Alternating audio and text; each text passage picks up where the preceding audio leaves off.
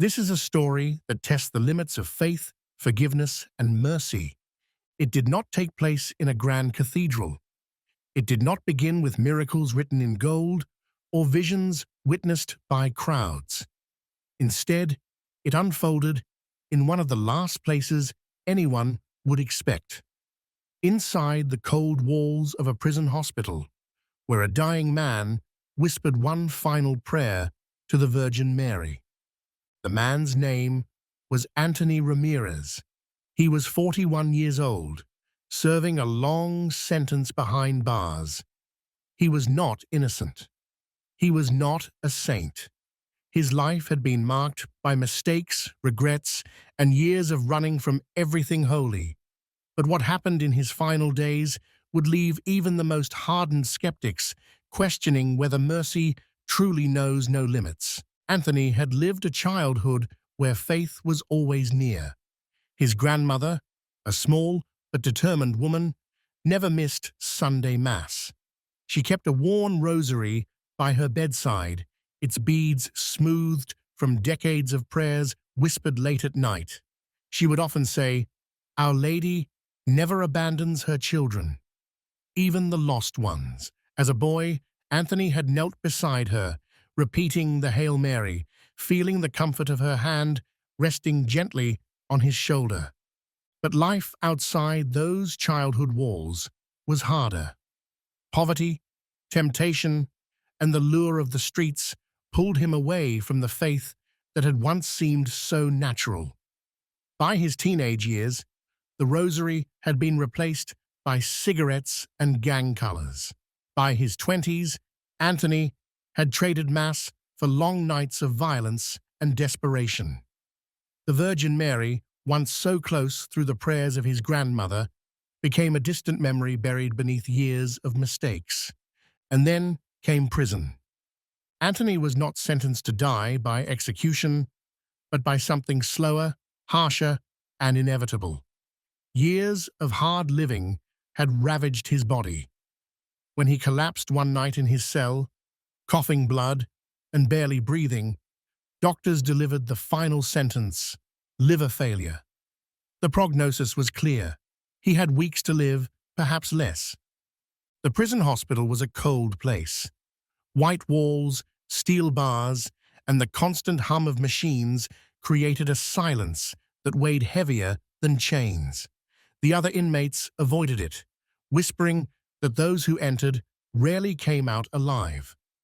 It was here that Anthony was confined, his body failing, his life slipping away hour by hour. At first, he resisted. He clenched his fists at the doctors, cursed the guards, and spat at the chaplain who came to visit. "Save your sermons for someone else," he growled. But at night, when the corridors fell silent, and only the flickering light of the hallway bulb seeped under his door, he thought of his grandmother. He remembered the way her voice trembled when she prayed, the way she had once placed her rosary in his hands and said, "When you have nothing left, hold this. It will bring you home." Anthony no longer had freedom. He no longer had family visiting. He no longer had health. All he had left was regret and memory. And then something unexpected happened.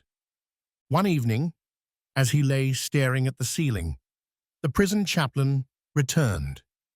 He was an older man named Father O'Leary, gentle but firm, with eyes that seemed to carry both sorrow and hope. He sat at the edge of Anthony's bed and asked simply, "Is there anything you want, son?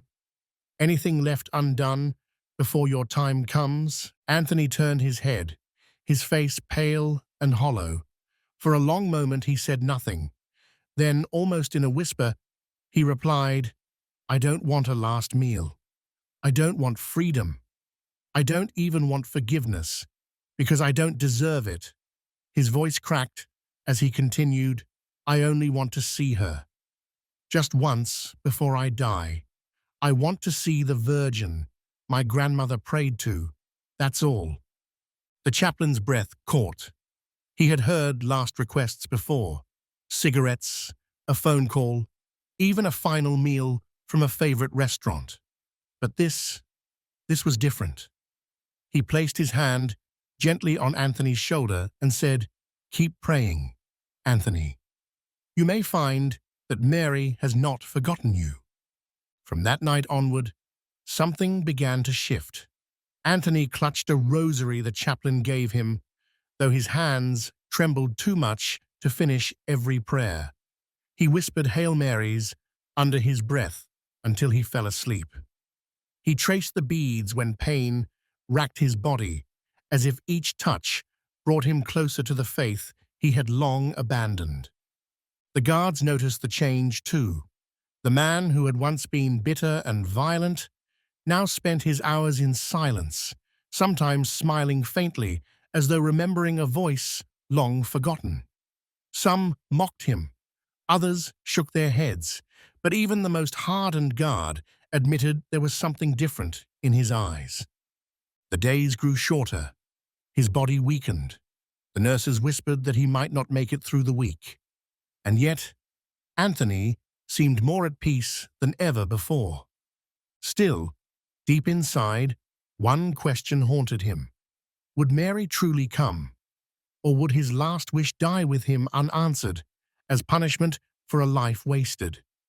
That night, as the hallway grew quiet and the hospital lights dimmed, Anthony prayed harder than ever before.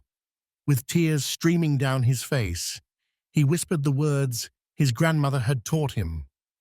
"Holy Mary, Mother of God, pray for us sinners, now and at the hour of our death." And then he added words of his own. "Mother, if you can hear me, don't abandon me, not now." He pressed the rosary against his chest and closed his eyes. What happened next would defy explanation. Witnesses would later struggle to describe it. Guards, nurses, even men who had sworn off faith forever would admit they saw it too. Because in that prison hospital, in the last hours of a condemned man's life, something impossible was about to unfold. The night of October 12th was no different from the others, or so it seemed. The prison was silent, except for the occasional rattle of keys and the dull hum of fluorescent lights overhead. In the hospital wing, Anthony Ramirez lay curled on his narrow bed, his rosary clutched so tightly his knuckles had gone white. His breath was shallow, his body weak, yet his lips moved steadily. "Holy Mary, Mother of God, pray for us sinners, now and at the hour of our death." And then, at exactly 2:17 a.m., something happened. The guard on duty that night, Officer Frank Daniels, was making his rounds. He had worked the prison for over 20 years and prided himself on never being rattled. But when he turned the corner toward Anthony's cell, he stopped dead in his tracks. A glow, faint at first, then growing stronger, was spilling out from under the cell door. Daniels frowned. At first, he thought it was a malfunctioning light, maybe a lamp left on, or some kind of electrical short.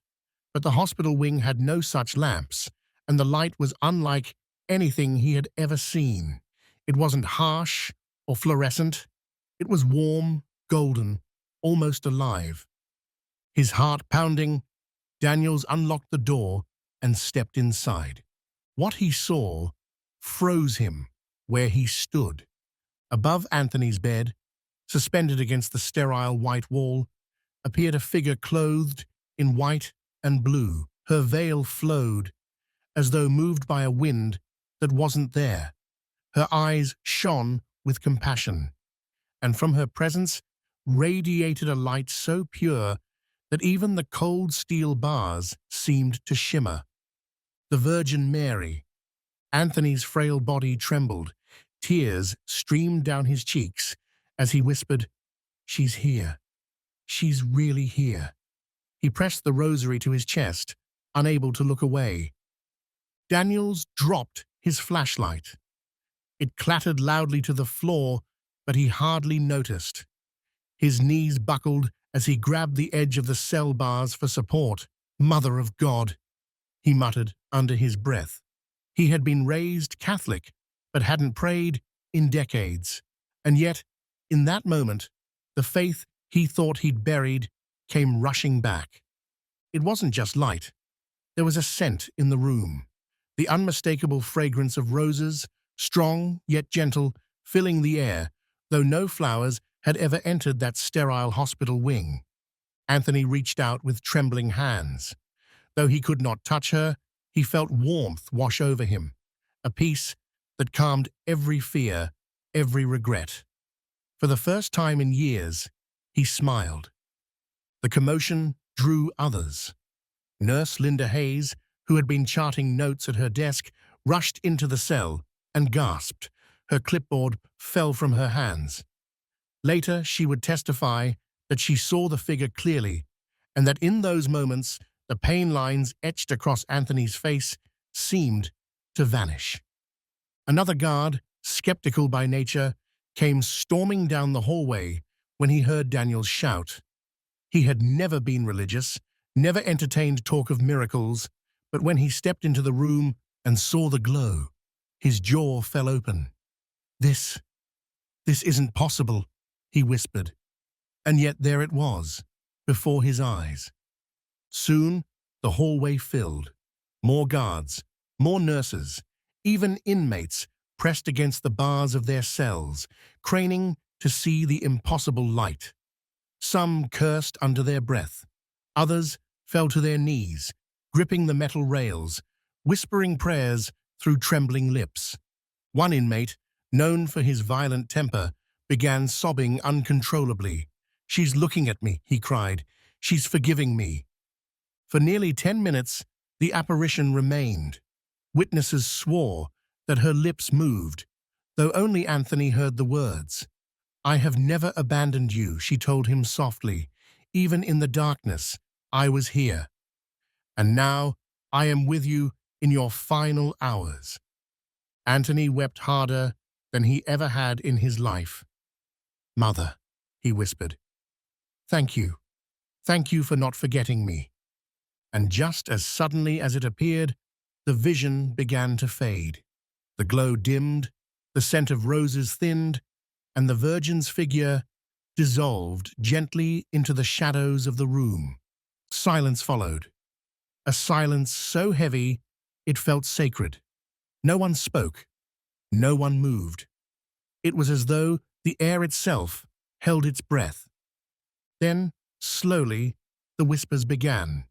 Guards muttering to each other in disbelief, nurses wiping tears from their eyes, inmates shouting down the corridor, "Did you see it? Did you see her?"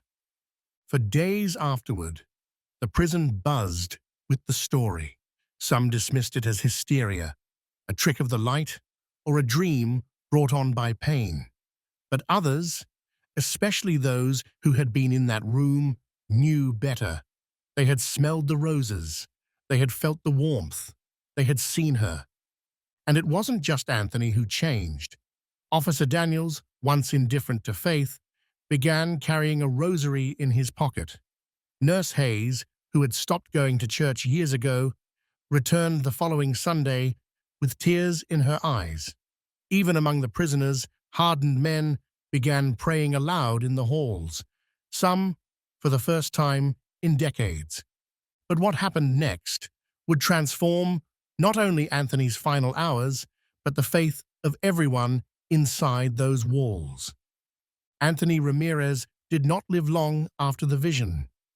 His body was already too weak, too damaged by years of illness. But in those last 3 days of his life, he was not the same man who had once cursed the guards and mocked the chaplain. He was transformed. Anthony spent nearly every waking moment with the rosary in his hands, whispering prayers between breaths. The bitterness that once twisted his face was gone, replaced with a strange, radiant peace. He smiled at the nurses, thanked the guards, and even told the chaplain, "I am ready now. I am not afraid anymore. She came for me." On the evening of October 15th, just as the sun dipped below the horizon and the halls of the prison grew dim, Anthony's final hour arrived. The chaplain sat at his side, praying softly. Officer Daniels, the same guard who had first witnessed the apparition, stood quietly at the doorway, unable to leave. A nurse checked his pulse, knowing the end was near. Anthony opened his eyes one last time. He held the rosary against his chest, his lips trembling with a whisper. "Thank you, Mother. Thank you for not abandoning me." And then, with a faint smile on his face, he exhaled one final breath. The room fell silent. No machines beeped. No voices spoke. For a moment, it was as if time itself had paused. And then, faint but unmistakable, the fragrance of roses filled the air once more. Nurse Hayes began to weep. The chaplain whispered, "Hail Mary, full of grace," and soon everyone in the room joined in prayer. Anthony's death was not the end of the story. It was only the beginning of what would ripple through those prison walls. In the days that followed, the entire facility seemed changed. Hardened guards who had once scoffed at religion now carried rosaries in their pockets. Inmates who had lived years without hope began praying aloud in the corridors. The chaplain reported a surge in confessions, as men who had long denied their guilt suddenly broke down, weeping, begging for forgiveness. Even the skeptical warden admitted something had shifted. He later told a journalist, "I've worked in this place 30 years. I've seen men die hard deaths, angry, violent, alone. But Ramirez died like he was carried. And the strangest part? The peace he left behind hasn't gone away." The nurses spoke of it too. Some claimed that when they walked the hospital wing at night, they still smelled the faint scent of roses. One swore she saw a soft glow in Anthony's old cell, though when she blinked, it was gone. The story spread beyond the prison. Families of inmates heard it through letters, and soon people from the outside began talking about the miracle in the prison hospital. Local churches referenced it in sermons. Some compared it to Marian apparitions throughout history, Lourdes, Fatima, Guadalupe, where Mary chose to appear not to the powerful or the holy, but to the forgotten, the humble, the broken. And in many ways, Anthony fit that pattern. He was not a saint. He was not even innocent. But perhaps that was the point. That mercy, true mercy, extends even to those the world has abandoned. When asked why Mary would appear to a dying prisoner, Father O'Leary gave a simple answer: because he asked. And because she is a mother who never abandons her children. Historians later noted that many of Mary's appearances throughout history came in times and places where hope seemed impossible, to children in poverty, to peasants with no voice, to nations at war, and now to a man dying behind prison walls. It was a reminder, they said, that no soul is too far gone and no place too dark for the light of mercy to reach. To this day, some of the prison staff refuse to speak of what they saw. Others, however, insist the miracle never truly ended. They claim the scent of roses still lingers in the hospital corridor at night. Some guards say they've seen faint glimmers of light in Anthony's cell. Inmates whisper that when they pray there, they feel a presence watching over them. Skeptics dismiss these stories as imagination. But those who were there that night, those who saw the glow, who smelled the roses, who heard Anthony's final words, will never forget. And perhaps that is the true miracle. Not only that Anthony died in peace, but that his final prayer transformed everyone who witnessed it. Anthony's story is not just about death, it is about mercy. It is about a prisoner who asked for one final gift, to see the Virgin Mary before he left this world, and how that request was answered in a way that changed hearts forever. And yet, his story is not the only one. Because if this miracle inside a prison shook you, then prepare yourself. The next story is even harder to believe. Mary not inside a single cell, but appearing in the skies above an entire city. Don't miss it.